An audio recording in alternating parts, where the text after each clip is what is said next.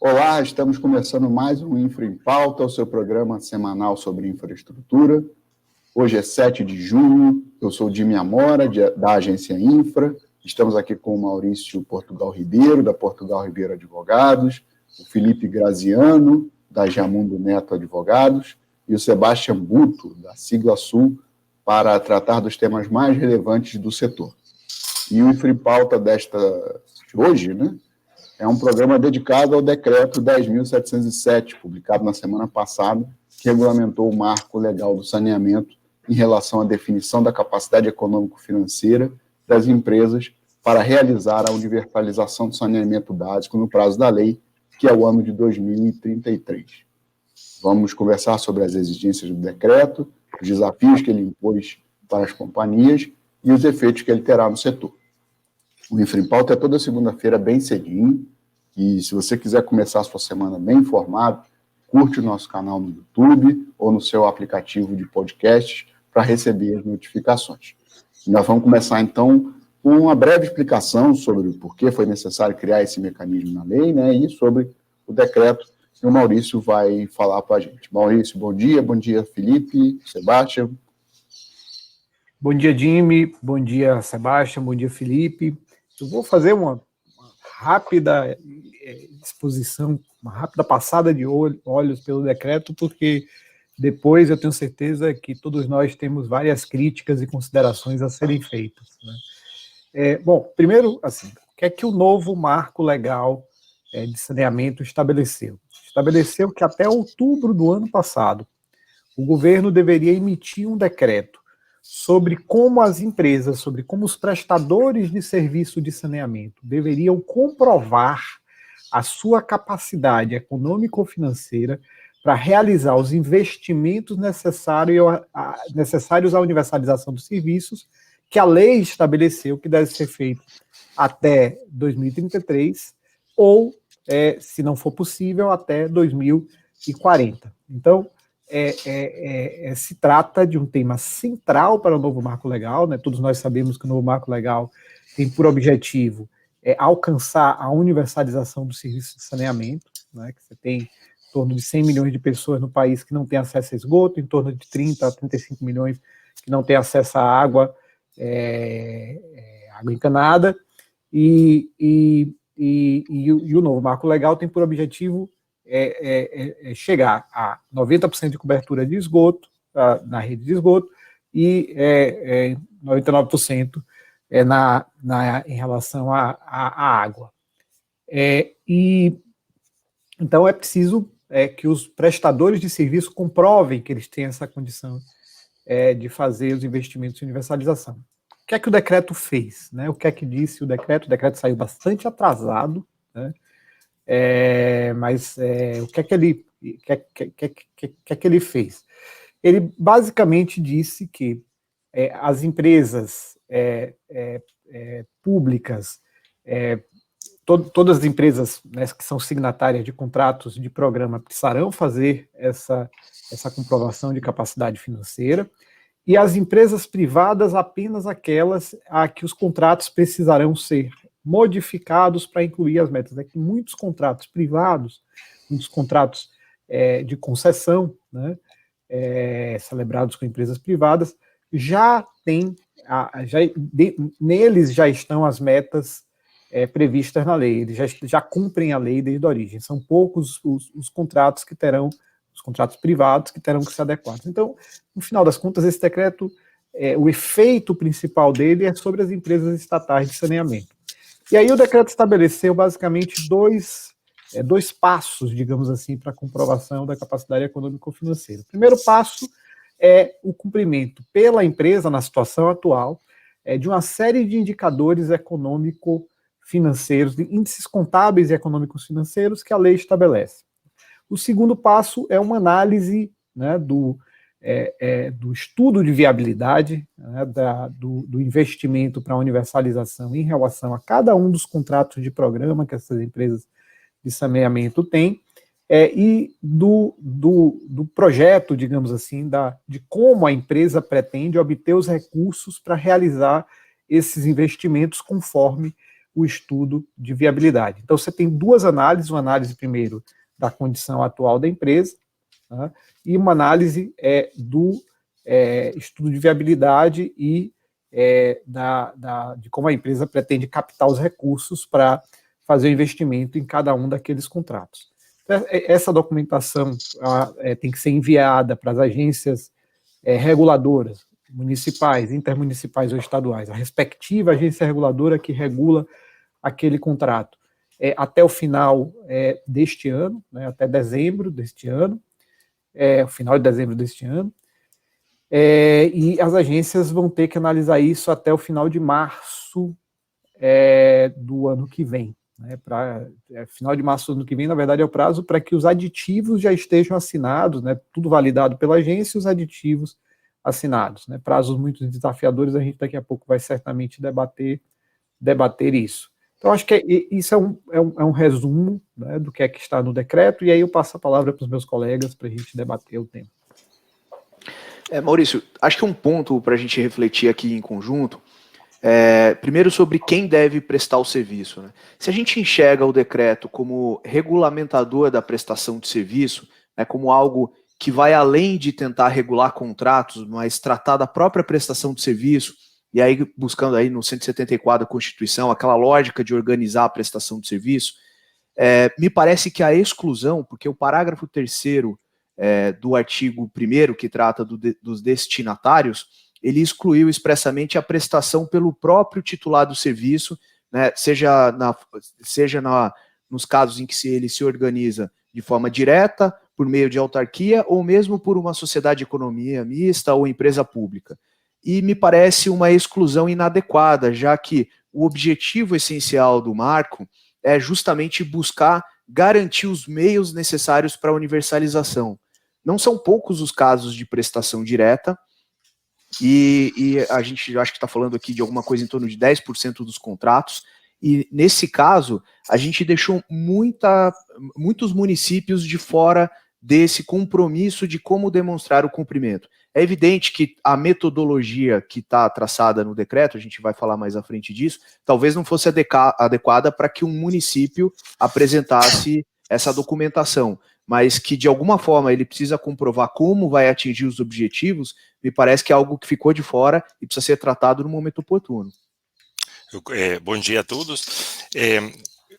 Eu acho que eu concordo contigo, Felipe, de que houve uma segmentação dos prestadores quanto à comprovação da capacidade econômica financeira. E o fato do decreto ter excluído explicitamente as autarquias, empresas municipais que fazem a prestação do serviço, gera a dúvida de como é que naquelas localidades, naqueles municípios, as metas eram atingidas, qual é a viabilidade econômica para as metas serem atingidas. Então, minha dúvida em relação a essa exclusão é o motivo que está por trás, se é a impossibilidade de se decretar a incapacidade econômica financeira do poder público, em última instância, no caso das autarquias, se é uma impossibilidade jurídica ou foi uma impossibilidade prática de se demonstrar os indicadores que estão solicitados ali. Se fosse uma impossibilidade prática, o decreto poderia ter criado outros mecanismos, outros requisitos para os prestadores municipais, porque os prestadores municipais, sejam eles autarquias ou empresas municipais, se poderiam demonstrar ou apresentar os estudos de viabilidade econômico-financeiro. Okay? Porque sempre terá a possibilidade de criar-se um fluxo de caixa demonstrando de qual será a projeção de receita, necessidade de custos e investimentos para a prestação daquele serviço. Pois senão fica a grande dúvida de, bom, o que acontecerá com esses municípios? Esses municípios, se não têm que comprovar a capacidade econômica financeira, quem garante que a universalização será atingida até as datas previstas pela lei? Tá? E a outra consideração que eu faria em relação a lo que a lei excluiu, a lo que o decreto excluiu, a lo que o decreto incluiu, não fica claro os contratos de programa cujas metas, você tem alguns contratos de programa cujas metas atuais contratuais atendem as datas previstas no novo marco. E em uma primeira leitura pareceria que todos os contratos das empresas públicas, todos os contratos de programa, precisariam passar por esse processo de comprovação da capacidade econômica financeira, sendo que aqueles que já têm as metas conformes ao novo marco não precisariam de um aditivo para essa questão. E, portanto, pode surgir o questionamento de qual é a necessidade de se comprovar a capacidade econômica financeira no caso que se tem a meta, porque no caso de um contrato de concessão, se já a meta está incorporada no contrato, não precisa passar pelo processo de comprovação da capacidade econômica financeira. Sebastião, sim. Se você me permite só um acréscimo em relação a esse ponto, a gente, quando fala de um contrato privado, que eventualmente a meta não seja compatível, ao menos esse contrato ele passou por uma comprovação no âmbito da licitação do preenchimento dos requisitos econômicos financeiros. Quando a gente fala de um contrato de programa, isso não necessariamente ocorreu. E a gente sabe na prática que muitas vezes você tem contratos com metas que vão sendo sucessivamente postergadas porque não houve justamente a demonstração de como essas metas serão atingidas. Acho que o Maurício tem uma provocação também. Não, eu vi que vocês discutiram aí o caso dos municípios ali, que são alguma coisa em torno de 10%. Eu não quero focar muito nisso, porque tem os outros 90% que a gente tem que cuidar e a gente tem pouco tempo, né? Mas eu teria comentários também. Deixa eu ver se a gente terá tempo no final, que aí eu tenho que voltar a esse tema. Então, eu acho que a gente pode falar sobre a intenção do governo anunciada no início de desenvolvimento regional, chegou a falar isso, que o decreto vai retirar a possibilidade de 14, 15, 16 empresas, das 24 que temos de saneamento, que são públicas, né, estaduais, na verdade, de fazer a prestação. E aí eu acho que a gente pode, né, falar sobre isso, né? Quem vai ter que comprovar essas capacidades aí e como é que vocês veem se efetivamente isso vai acontecer. De certa forma, é a discussão que o Sebastião tinha puxado, né? Primeiro, assim, eu acho que não faz o menor sentido empresas privadas terem que comprovar essa capacidade, porque elas comprovaram na licitação, tá? Se as metas forem incluídas em contratos que estão em curso com empresas privadas, contratos esses que foram celebrados via licitação, você tem que reequilibrar esses contratos. Então, a condição econômico-financeira de atingir a universalização restará preservada pelo reequilíbrio que, por exemplo, vai aumentar a tarifa do contrato e vai permitir, portanto, que se mantenha a condição econômico-financeira para cumprir aquele contrato. Então, primeiro assim, eu acho que não tinha que ter comprovação nenhuma no caso das empresas privadas. De qualquer modo, assim, o que eu tenho visto é que as empresas privadas não têm muito incentivo para brigar por isso, porque na grande maioria dos casos os contratos já estão adequados às metas, né? Então, para elas não faz muito sentido essa comprovação. Agora, Maurício, diga. Desculpa interromper, mas uma discussão que pode surgir a partir desse ponto se você exclui as empresas privadas dessa comprovação, ainda que você tenha um argumento com o qual eu concorde, que é o fato de já ter havido essa aferição de capacidade econômica, mas se a gente exclui, a gente está ignorando o fato de que na formação do contrato, esse não era do contrato de programa, esse não era um requisito necessário. Então, me parece que a forma adequada da gente enxergar a aplicação desses requisitos para os contratos em geral, quaisquer que sejam eles, é justamente uma aplicação indistinta no contexto dessa competência regulamentar para disciplinar a prestação de serviço, e não numa perspectiva de alterar contratos, né? E aí a gente vai, acho que, abrir uma discussão sobre ato jurídico perfeito, se o contrato de programa tem um vício de origem ou não. Eu acho que tem, em muitos dos casos, pelo menos eu acho que tem. Mas eu acho que talvez seja uma forma de colocar todo mundo dentro da mesma aferição, de uma ampla repactuação, objetivando o cumprimento de metas que são gerais, independentemente de quem é o prestador. Por isso até a crítica de ter deixado de fora os prestadores municipais. Mas, assim, sendo sincero, Felipe, vamos assim, tentando trazer para a realidade, tá? Assim, meio botar a bola no chão. O problema dos contratos de programa, você tem vários problemas. Primeiro, assim, vários deles são nulos. Se você for analisar, considerando que a lei dos consórcios exige que ele cumpra todos os requisitos de validade dos contratos de concessão, a grande maioria deles vai, qualquer análise que você fizer, é de que eles são nulos. Claro, tem a presunção da legitimidade, você teria que provar a nulidade. Então, estou falando isso apenas para a gente botar na mesa qual a realidade. A segunda coisa todos eles são feitos, e eu não, pode ter exceção em alguns casos, talvez na Sabesp, na Copasa, na Sanepar, nas outras eu creio que não tem exceção, todos eles são feitos sem um plano de negócios referencial, sem um estudo de viabilidade, né, anexado a esse contrato que diga qual é o caso base que foi feito ali. O que significa que, se você disser assim, eu vou incluir as metas e vou reequilibrar, você não tem nem como reequilibrar, porque você não tem uma referência para reequilibrar. Né? Você não tem qual é o retrato do contrato do estado de equilíbrio para você incluir as metas, aí esse retrato se modifica e você usa, né, a planilha do estudo de viabilidade do fluxo de caixa regulatório para trazer o contrato para a condição. Então, sequer teria condição de fazer isso que eu estou propondo que se fizesse, né, nos contratos privados, e por isso eles não tivessem que comprovar a capacidade financeira, né, porque eles, se as metas forem incluídas, eles serão reequilibrados, mantendo, portanto, as condições econômico-financeiras originárias, e sequer dá para fazer na grande maioria dos contratos de programa, eu arriscaria dizer que em todos os contratos de programa, pode ter uma exceção aqui e ali, mas a grande, sem dúvida, a massiva maioria dos contratos. Basicamente, Maurício, concordo totalmente. Você tem o documento assinado, mas você vai ter que modelar o contrato do zero, praticamente, né? E aí vai surgir um desafio que acho que a gente vai tratar um pouquinho mais adiante, que é a questão do prazo. Mas aí, se me permitem, eu acho que você puxou outro tema que é importante, da comprovação da viabilidade econômica financeira. Tá?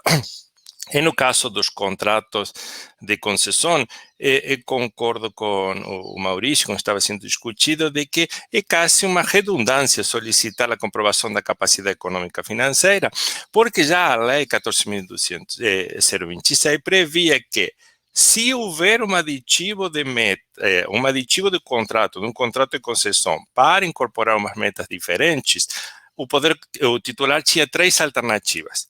Ele mesmo fazer os investimentos necessários para completar a universalização, eles delegar a parte remanescente necessária para atingir as metas, ou fazer um aditivo no contrato de concessão, e caso tiver esse aditivo, teria um reequilíbrio. Então, a comprovação da viabilidade econômica financeira seria uma consequência. Okay? Então, no caso dos privados, concordo com que a questão da comprovação da capacidade econômica financeira é quase que um ato duplicado.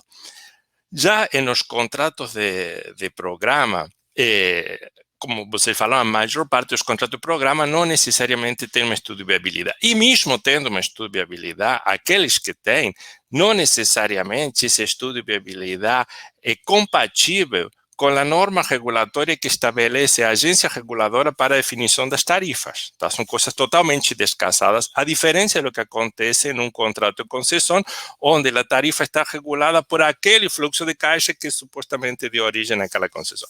E nas prestações regionalizadas isso não acontece. O fluxo de caixa do contrato está totalmente descasado ou ampliamente descasado da regulação. Então, mesmo nos contratos de programa, se precisará passar por um processo de reequilíbrio, que no caso seria uma revisão tarifária extraordinária, e o que o decreto chama da necessidade de uma repactuação tarifária. Então, também em um contrato de programa, por o fato de ter uma alteração de metas, é necessário revisar o equilíbrio desse contrato que não está dado pelo fluxo de caixa, mas que sim está dado pela última tarifa definida pelo regulador. Porque, supostamente, se a empresa estadual está regulada e ela passa pelos processos de revisão tarifária periódica, significa que a tarifa que está vigente hoje, ela garante o equilíbrio econômico-financeiro da óptica da eficiência nas metodologias que definiu a agência para o cenário atual, que não necessariamente inclui as metas de universalização. Então, entendo que essa questão do reequilíbrio nos contratos de programa também deverá existir, mas não na forma de um reequilíbrio tradicional de um contrato privado, e sim na forma de uma revisão tarifária extraordinária. E aí se entra também numa questão do ovo à galinha. Primeiro... Sebastião, sem querer lhe interromper, mas me interrompendo para fazer uma pergunta, tá? Como é que você compatibiliza isso? Veja, o que você falou na prática foi, você não tem um estudo de viabilidade e um fluxo de caixa regulatório, né, que decorre desse estudo de viabilidade, para cada uma das operações, né, para cada um dos municípios que são atendidos por uma empresa estatal de saneamento. É isso que você falou. O que você tem, onde você tem, porque nem todas as empresas estatais têm, mas onde você tem um estudo de viabilidade da prestação do serviço por aquela empresa estatal em toda a sua área, né? Então, por exemplo, na revisão tarifária da Sabesp, ela submete uma espécie de plano de negócios dela, da empresa, com todos os seus contratos de programa, ignorando, portanto, cada um dos contratos de programa. No máximo ela tem uma separação, desagrega no plano de negócios por regiões do estado, né? E não por cada um dos municípios. Então, tem municípios que são amplamente deficitários e que são compensados porque outros municípios são amplamente superavitários, né? Então, assim, nesse contexto, né, como é que você vai fazer essa comprovação de capacidade? Qual é o impacto que você acha que vai ter essa exigência de comprovação de capacidade sobre as empresas estatais, quando a tarifa dela e o plano de negócio dela é para toda a região, não é por contrato, né? E agora se está exigindo que se faça a comprovação por contrato, né? Tá, estou entendendo uma questão. Primeiro você foi certo em que, em geral, nas companhias estaduais, quando se faz o processo de revisão tarifária, se olha o equilíbrio, a sustentabilidade da operação como um todo e não de cada contrato em particular, tá? Até algumas agências estavam caminhando no sentido de verificar a sustentabilidade de cada contrato em particular, mas como se tem uma prestação regionalizada, se analisa o equilíbrio, a sustentabilidade geral e há subsídios cruzados entre os municípios. Então, eu entendo que não tem problema para se demonstrar a capacidade econômica financeira ainda nessas circunstâncias. Porque o entendimento do decreto é que você passa por duas etapas de comprovação. Uma que são os indicadores econômico-financeiros, que são do prestador ou do grupo controlador do prestador, tá? Então, ali não entra a demonstração do indicador financeiro contrato a contrato, sino que é do prestador. E depois você tem que demonstrar o estudo de viabilidade econômico-financeiro é o fluxo de caixa de cada município, mas a condição da comprovação da viabilidade econômica-financeira está no global. Não está, em meu entendimento, no decreto, não se está exigindo que o fluxo de caixa de cada município seja positivo ou maior que zero. O que se exige é que o fluxo de caixa global, que resulta da suma de todos os fluxos de caixa dos municípios que são operados, seja maior que zero. Ou seja, o decreto ainda permite a existência de subsídios cruzados em todos os municípios que operam naquela região, naquele prestador. E então você consegue fazer um reequilíbrio de toda a prestação, porque o que vai fazer é que o fluxo de caixa global, de novo, de toda a prestação regionalizada, seja positivo. Sebastião, ainda que você tenha em cada município tarifas diferentes, sim. Você trouxe um ponto que eu acho que é muito importante para situar o nosso ouvinte aqui. Essa comprovação ela é feita em duas etapas, né? Você primeiro faz uma avaliação, olhando para o passado, da capacidade do operador, inclusive levando em conta o grupo econômico dele. E na sequência, superada essa primeira etapa, você faz um planejamento de viabilidade no qual você computa investimento versus receita para chegar a atingir a universalização no prazo previsto e demonstrar que aquele grupo tem aquela capacidade. Acho que é um ponto muito importante. Sim, e eu acho que aquela primeira consideração que se fez, que nos números preliminares, alguém fala que na ordem de 10 ou 14 operadores públicos não passariam pelo crivo da comprovação de capacidade econômica financeira. Eu acho que não passariam pela primeira peneirada, que é aquela da primeira etapa da comprovação dos indicadores financeiros, tá? A segunda etapa, aquela da viabilidade econômica financeira, eu acho que ali entra em um certo, entre aspas, conflito de interesse com a agência reguladora. Tá? Porque o prestador tem que apresentar o estudo de viabilidade econômico-financeira dos municípios que ele opera. E nessa viabilidade econômica financeira, esse estudo de viabilidade pode considerar a necessidade de uma repactuação tarifária, tá? Se tem na anuência dos titulares, que eu acho que isso é um tema também para debater, mas você pode, esse estudo de viabilidade pode levar em consideração a necessidade de uma repactuação tarifária. E isso é encaminhado à agência reguladora para que ela se manifeste quanto à capacidade. Então, se os indicadores econômico-financeiros, que é a primeira etapa, a empresa não passa, beleza, aí a agência decretará que não tem capacidade. Agora, se passou na primeira etapa, e chega a analisar a segunda, aquela da viabilidade econômica, entendo que entra um conflito de interesse para a própria agência. Porque se a própria agência demonstra de que há inviabilidade econômica, ela está, em certa medida, reconhecendo de que teve uma incapacidade de definir uma tarifa que seja relativamente compatível com esse. Porque não estamos falando que o fluxo de caixa deve dar uma rentabilidade igual a TIR ou GOC de um contrato. Não, estamos falando que é uma taxa de PLP, juros. Estamos E falando PLP, né, que é muito abaixo do que é normal. É muito baixo. Então, se um prestador não tem um fluxo de caixa positivo, com uma taxa de desconto baixa, significa que pode se entender, bom, o regulador também não fez seu dever de casa de ter dado uma repactuação tarifária suficiente para viabilizar isso. Então, eu não sei se o decreto não está colocando uma saia justa, o regulador não fala, olha, eu vou ter que falar que não tem capacidade econômica financeira porque não tem viabilidade, mas que o que dá viabilidade é a própria repactuação tarifária. Sebastião, eu tenho dois comentários para fazer sobre isso. Desculpa, Jimmy, desculpa. Não, só pelo que eu estou entendendo é o seguinte, só vai precisar passar na primeira, na segunda é só uma questão de ajuste Deixa eu qualificar algumas coisas. A primeira coisa que eu queria qualificar em relação a isso que o Sebastião falou tem um problema preliminar, anterior a esse, né? O marco legal, o novo marco legal foi feito mediante, né, por meio de um reconhecimento de que as agências reguladoras estaduais, municipais e intermunicipais tinham muito pouca capacidade, de fato, de regular os contratos, né?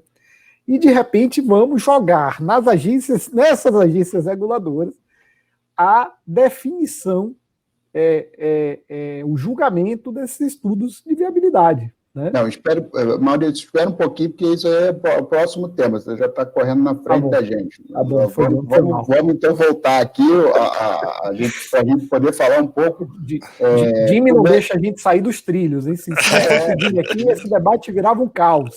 O papel do nosso editor. Assim, a gente tem que falar agora um pouco sobre como é que são, quais são as exigências que está se cobrando, né? E como é que as empresas vão comprovar isso, e aí a gente já pode falar também sobre o prazo extremamente curto que foi colocado aí pelo decreto para isso, e principalmente o prazo para as agências, que vão ter 3 meses para fazer um negócio colossal, eu posso usar esse adjetivo.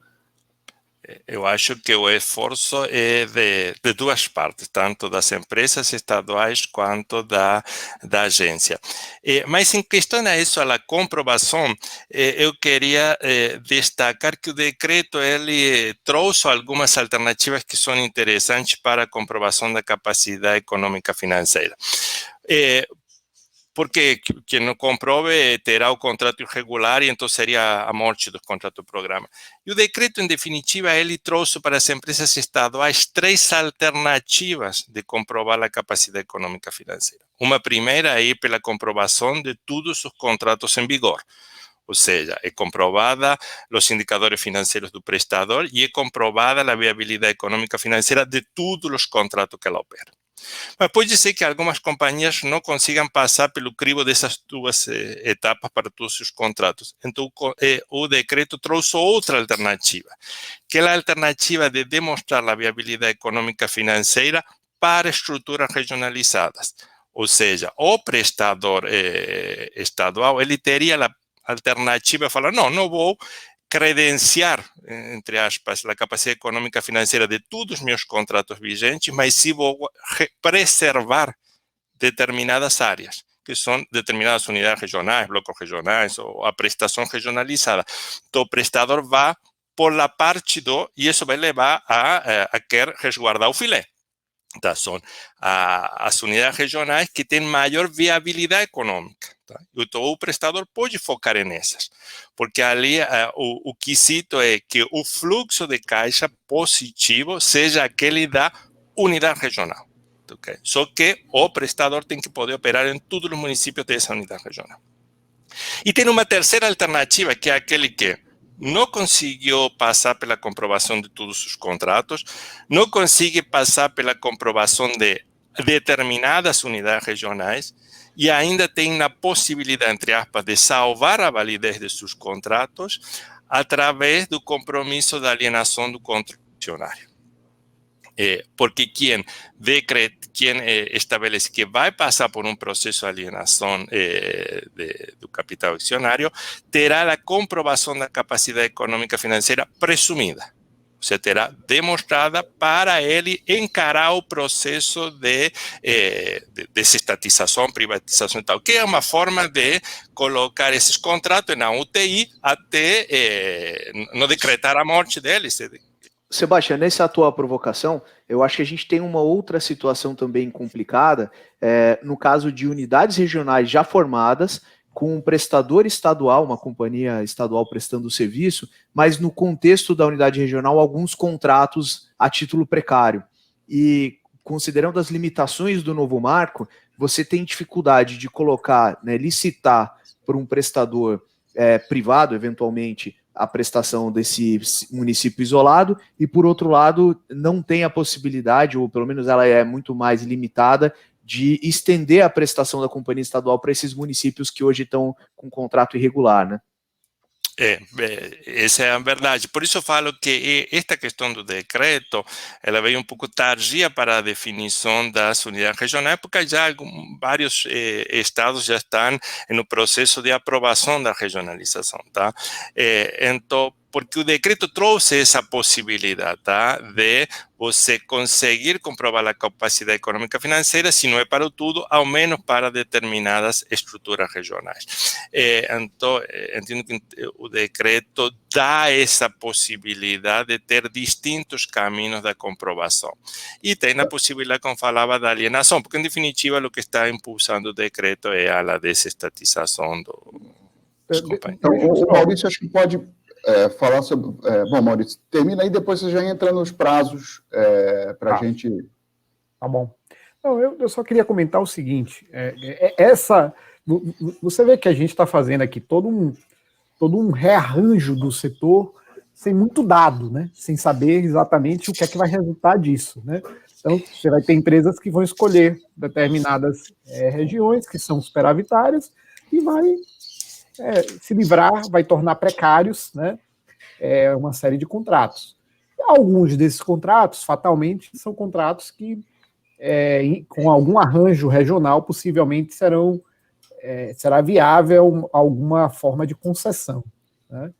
Outros, talvez não, né, porque na hora que você estabelecer a tarifa, considerando, né, as obrigações de investimento, etc., talvez simplesmente não seja viável, a população não tem a capacidade de pagamento, né? Então, assim, o que me preocupa no final Tudo isso a gente fez dessa forma porque a gente não quis tirar a titularidade do serviço dos municípios, né? Tudo isso está sendo estruturado dessa forma por isso, né?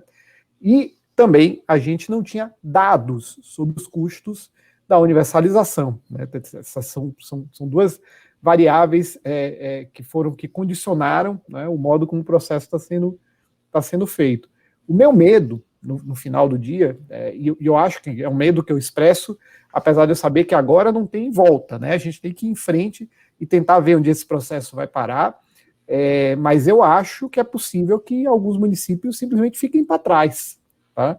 Fiquem para trás. Não, vocês falavam dos 10%, né, que resolveram prestar o serviço diretamente, né? Eu acho que é uma preocupação relevante, mas eu acho que pode ter um número muito maior do que os 10%, né, por conta de um sistema de ocupação, digamos assim, do mercado, né, de reocupação do mercado, que está sendo feito de maneira não planejada, com decisores, né, estaduais, cada um tomando decisões olhando para o seu umbigo, né, e eu acho bem possível que fique um conjunto de municípios que não terá atendimento por muitos anos, até a gente encontrar uma solução para esses municípios, que talvez seja até federalizar o serviço, não sei. Aí tem que pensar, tem que esperar agora o mercado se reajustar, vai demorar uns anos para isso, para a gente entender o que vai resultar de tudo isso, para aí tentar resolver o problema dos que ficarem para trás. E aí você, Maurício, levantou uma questão importante, porque minha lei no decreto trata da transição, tá? E nós temos transições, ou aqueles municípios que ficaram um pouco fora do marco legal, são aqueles que tinham delegação precária, não está definido o que acontecerá com eles. Aqueles que tinham contratos vencidos, não está definido o que acontecerá com eles. As autarquias, que não vão precisar passar pela comprovação da capacidade, e aqueles contratos que, sendo vigentes e não passem pela comprovação da capacidade econômica financeira, ou seja, temos uma parte dos municípios que é crescente, em que vão estar ficando fora do contexto da lei e não está previsto em nenhuma regulamentação como será a transição da prestação de um serviço que se considera básico. Porque independente de quem esteja prestando hoje, bem ou mal, esse serviço é um serviço básico que precisa ter uma transição definida, rápida e clara de como será o dia 10, o dia mais um, porque esses municípios não estão preparados para a delegação da prestação em um processo licitatório de forma rápida, tá? Porque são os municípios menores, menos estruturados, e por isso que estão na situação que estão. Mas eles ficaram um pouco ao desamparo. Mas, Sebastião, você traz um ponto interessante, que é em relação às consequências do não atendimento, né? E me parece que o não atendimento desses requisitos não culmina automaticamente no fim do contrato. Esses contratos, eles passam a ser contratos irregulares, o que não significa que serão anulados, que serão extintos. É evidente que o gestor responsável por essa prestação de serviço, diante de um contrato irregular que não busca a regularização, ele pode ser responsabilizado, tem uma série de consequências, mas eu acho que você a gente não pode pressupor uma interrupção na prestação de serviço, qualquer que seja a forma que ela venha sendo prestada. E, claro, vem o desafio de como planejar isso, né? Como planejar o próximo passo. É um ponto importante que você levantou, Felipe, quanto à validez dos contratos. Tá? Um tema que eu queria trazer também para discussão e consideração é que, dentro dessas três alternativas que falava da comprovação da capacidade econômica financeira, uma delas é a comprovação por estruturas regionais. Só que o decreto estabelece que, caso se opte por ela, o prestador terá que constituir uma SPE específica para operar deverá ser constituída uma SPE para operar nessa unidade regional, nessa prestação regionalizada, e ela terá o contrato por subrogação. Então, ali a pergunta que cabe é: essa SPE pode ter uma estrutura de capital diferente do prestador inicial? eu acho que ali também se abre uma brecha e uma alternativa adicional para a incorporação do capital privado nessas SCP, tá? Ainda que se mantenha o controle na empresa estatal, mas é uma forma de você incorporar o privado sem ter que passar por um processo licitatório e traz quase que uma capitalização através da forma de uma SCP. Não sei aí que comentário vocês têm ao respeito. Não, eu estou preocupado porque a gente tem outros pontos a tratar e acho que a gente devia avançar. A gente já discutiu bastante essas opções das empresas estatais. O próximo tema é o problema do prazo, né?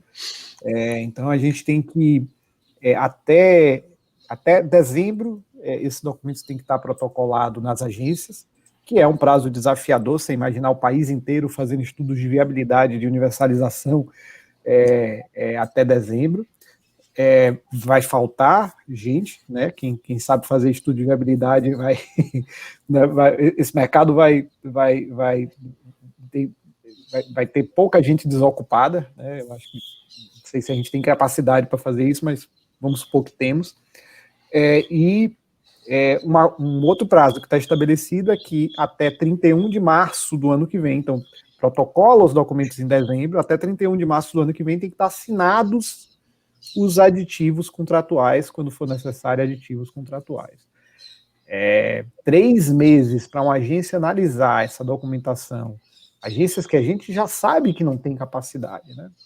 Analisar essa documentação e assinar um aditivo é uma coisa que, para mim, me parece absolutamente inviável. É muito difícil, muito desafiador.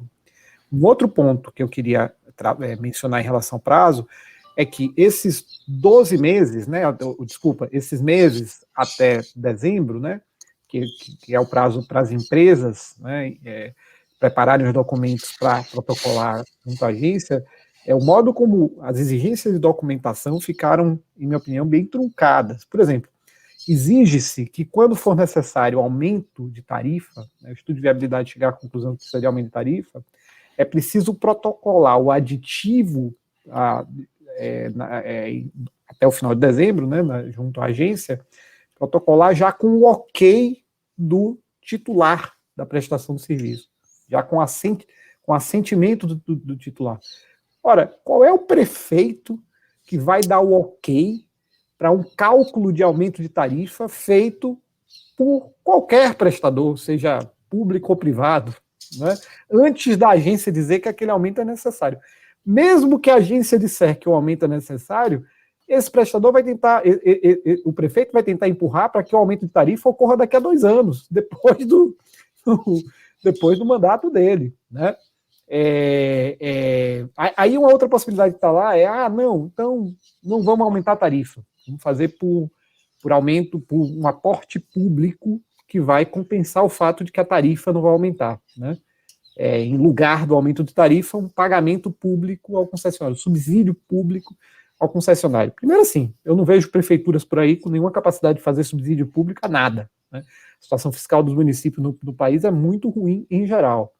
Segundo, que a exigência que tem lá é que preveja o aporte, que ele seja compatível com a LDO, Lei de Diretrizes Orçamentárias, que é uma lei anual, Lei Orçamentária Anual, que é uma lei anual, e plano plurianual, que em tese é quadrienal, mas é uma peça de retórica, não quer dizer nada.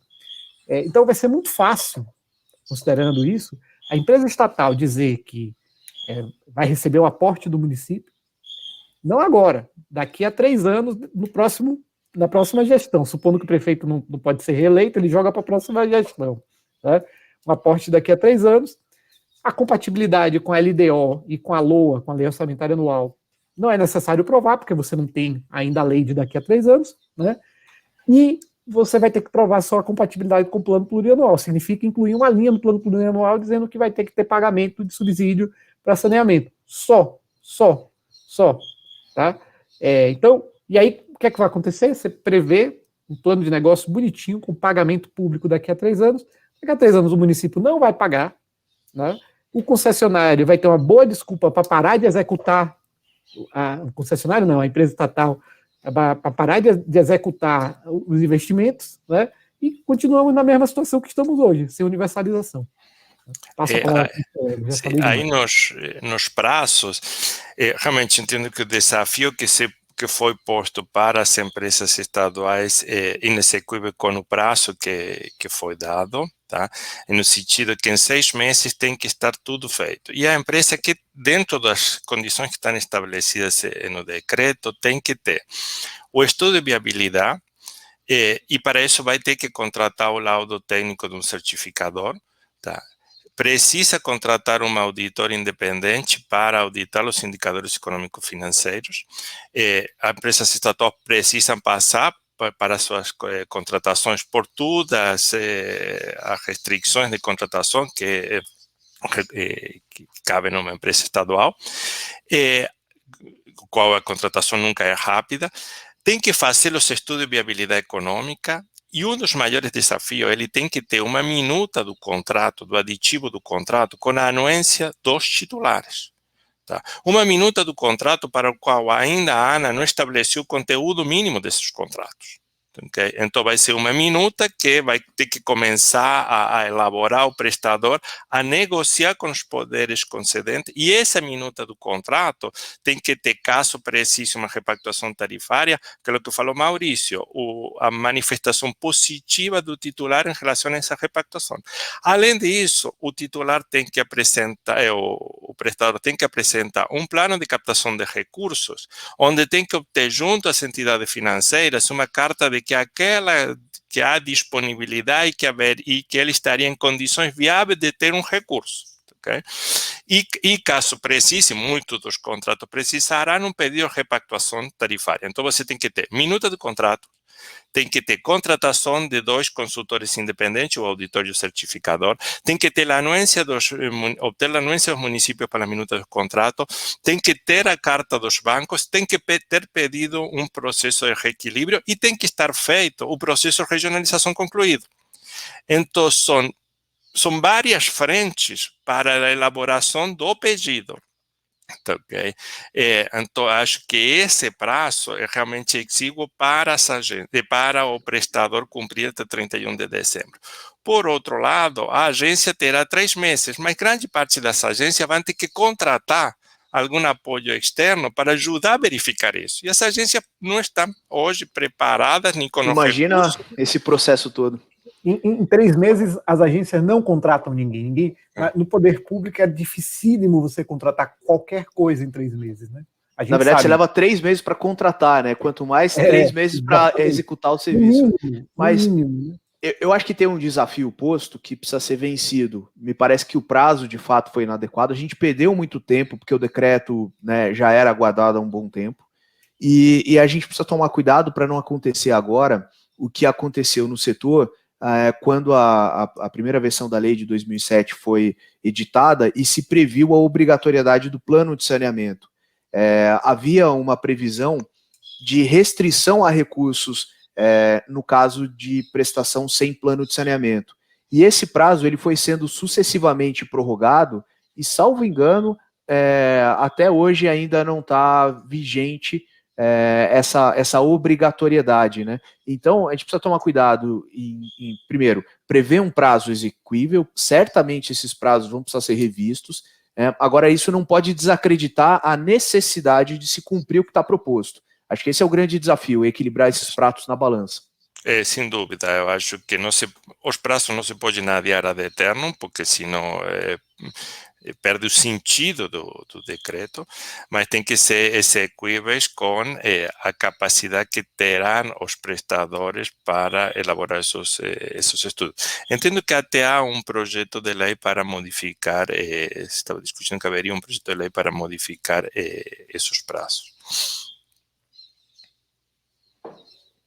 E também se não está o risco, que eu acho que o Felipe, você comentou isso em uma de nossas lives, é que perante a impossibilidade, o processo entre em uma judicialização tal que, então, nem universalizamos, nem fazemos a comprovação e tudo fica estagnado. Não? Exato. Jimmy? Então acho que a gente termina, né, porque já estamos aí com um tempo bem alongado desse Infra em Pauta, foi... é um processo muito complexo, então a gente encerra aqui. essa edição, agradecendo a você pelo seu tempo, pela sua audiência, e na semana que vem estaremos aqui de volta para falar sobre os temas do setor de infraestrutura. Boa semana a todos e até a próxima.